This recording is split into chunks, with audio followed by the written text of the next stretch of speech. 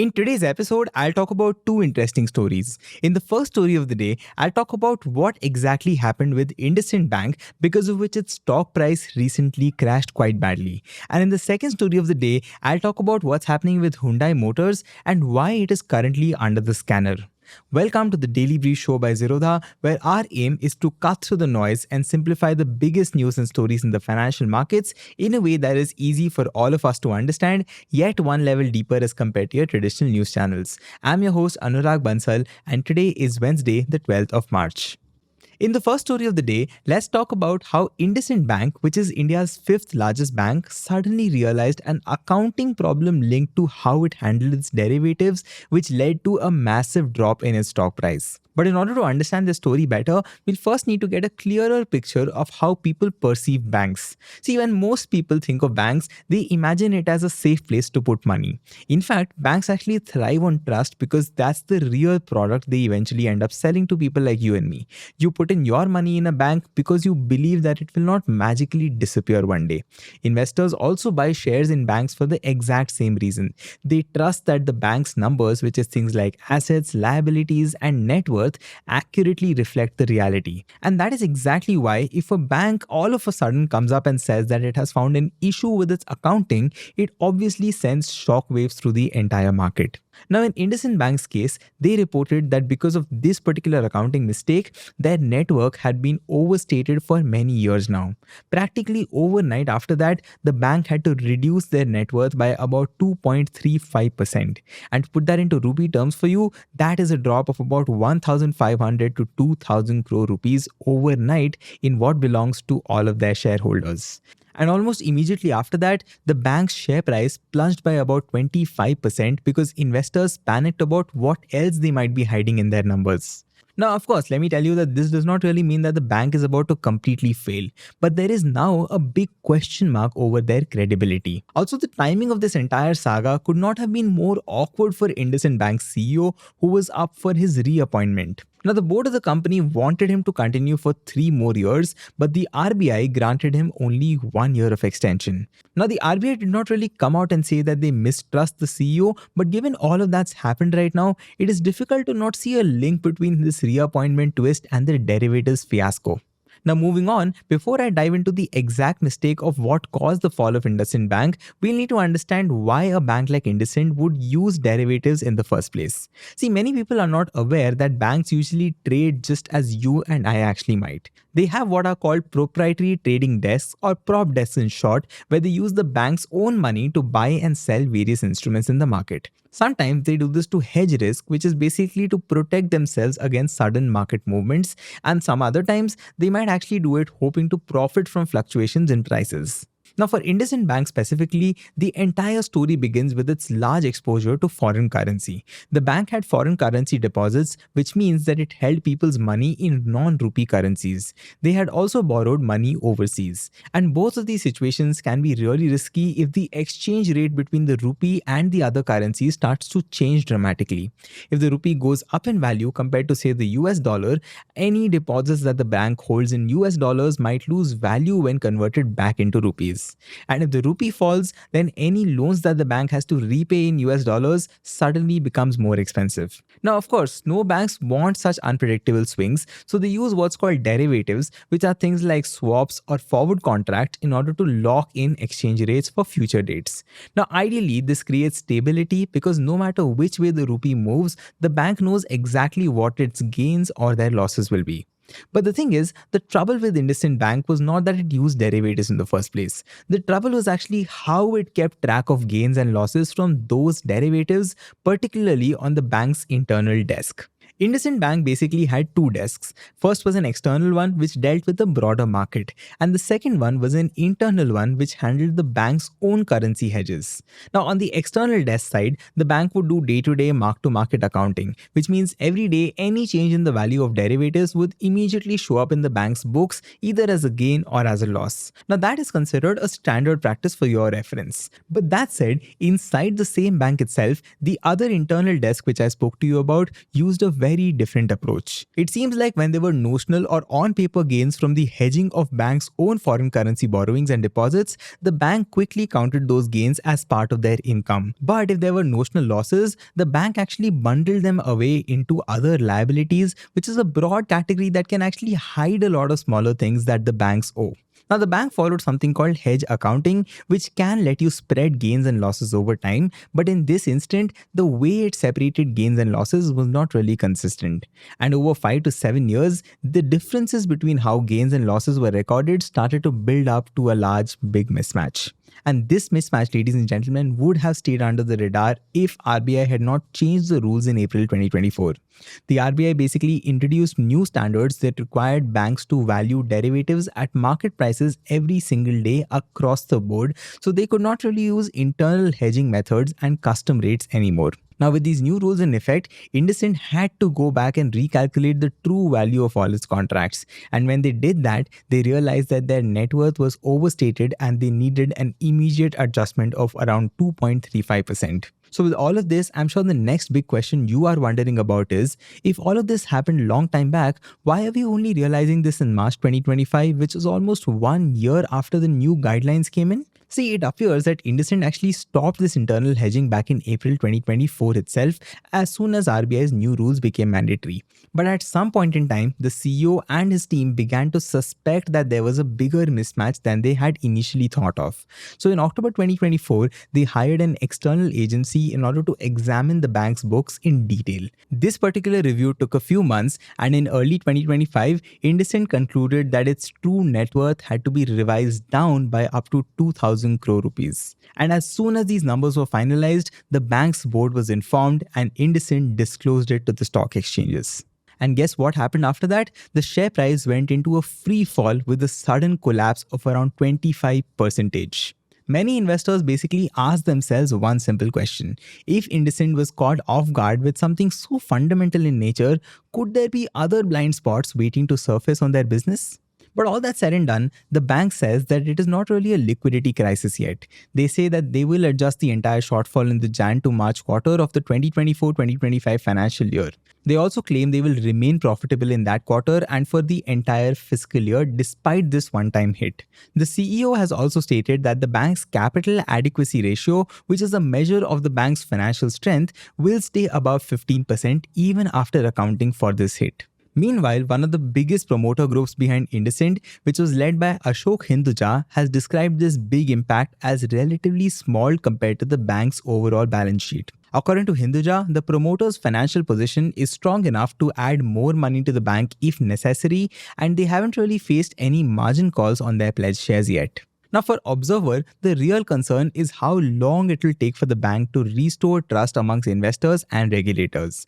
Banks rely heavily on confidence, like I said before, and the moment doubts crop up about their accounting or their transparency, it can take a while to reassure everybody. Even if the bank has enough capital, the worry is whether the same process that led to this mismatch could exist in other parts of the bank. And that is why the reappointment of their CEO for just 1 year instead of 3 is seen as pretty significant here. It is a signal that the RBI is keeping a watchful eye on how IndusInd manages itself going forward.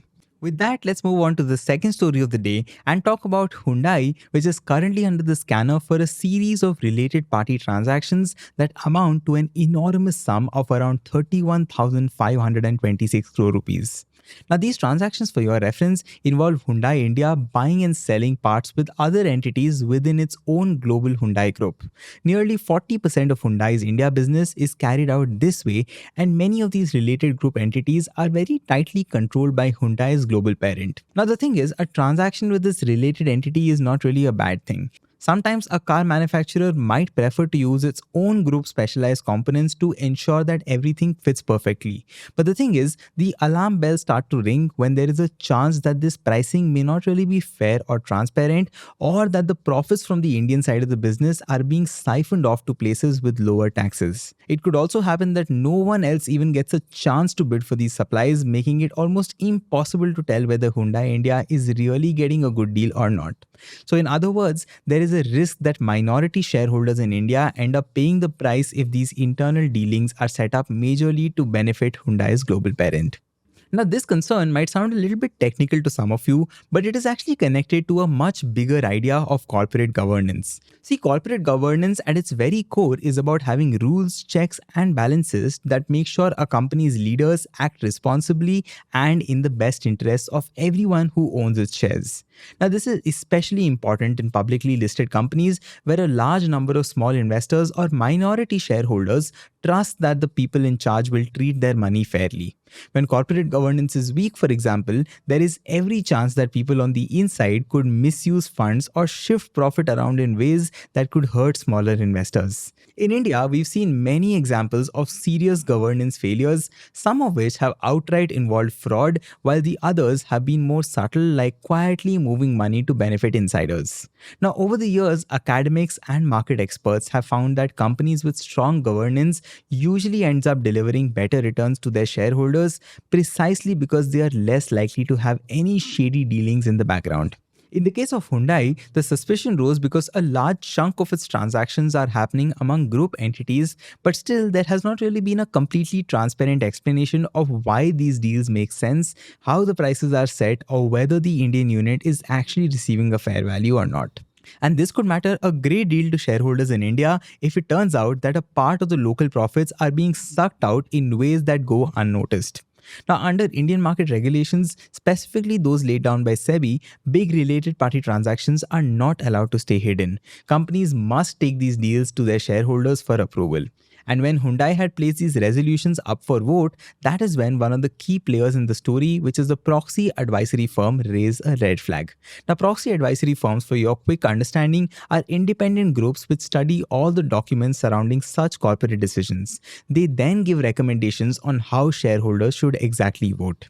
Now, even though some people may have never heard about them, these firms basically hold significant influence because large institutional investors and mutual funds usually rely on their research. Now, of course, it is not a small task to really manage a portfolio of a dozen of different stocks, attend annual meetings for each and every one of them, and also read through heaps of documentation to make sense of every single transaction. And this is where proxy advisory firms step in. They do a lot of the heavy lifting by investigating the details, looking for any potential concerns, and then telling investors whether to vote for or against a particular proposal. Now, in India, three proxy advisory firms stand out. One of them, Shareholder Empowerment Services or SES, studied Hyundai's related party transactions, and they argued that something about them might not really be in the best interest of shareholders.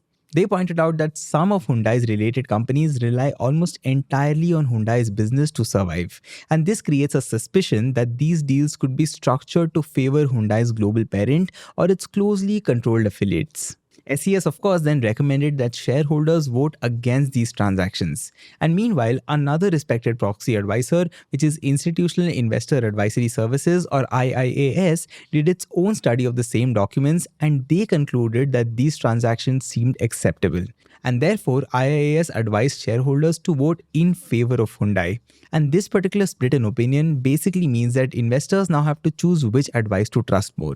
And this brings me to the point that while this is a big deal for Hyundai India and its investors, we also need to understand how powerfully proxy advisory firms can influence corporate decision making. Sometimes when a proxy advisory firm tells investors to oppose or support something, it can create real pressure on a company.